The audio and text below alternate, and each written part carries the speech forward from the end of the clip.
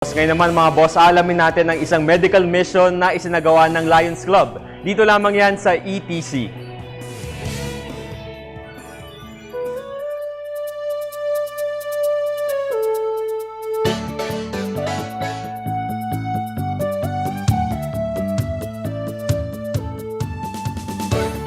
Ang pagtulong sa kapwa ay walang pinipiling panahon at hinihinging pagkakataon.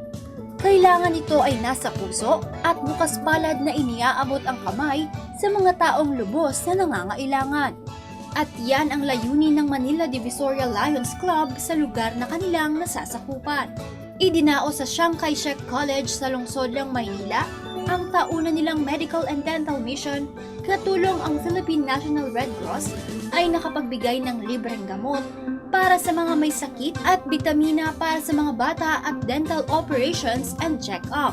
Nandito po kami, Manila Divisoria Lions Club, nandito sa Chiang Kai-shek High School at gumagawa po kami ng medical and dental mission po.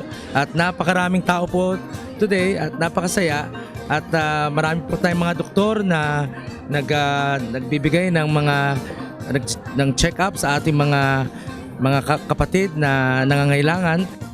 Bukod dito ay nagkaroon din ng soup kitchen na layuning i-promote ang wastong nutrisyon at pagbibigay ng mga libro, dictionary, at coloring books sa mga batang kapuspalad.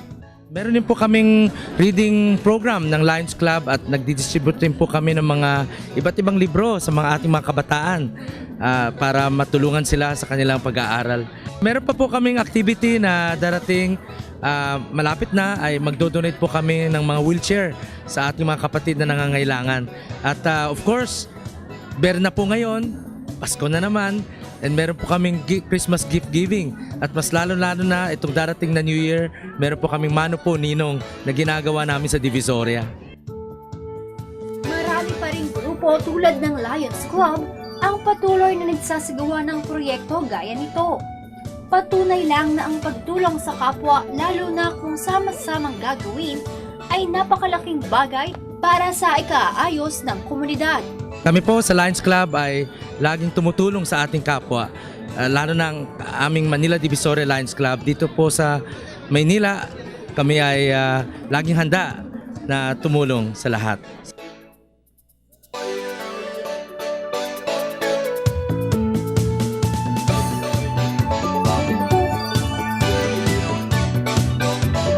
Maraming salamat sa Lions Club sa paggawa ng mga programa na makakatulong sa ating mamamayan.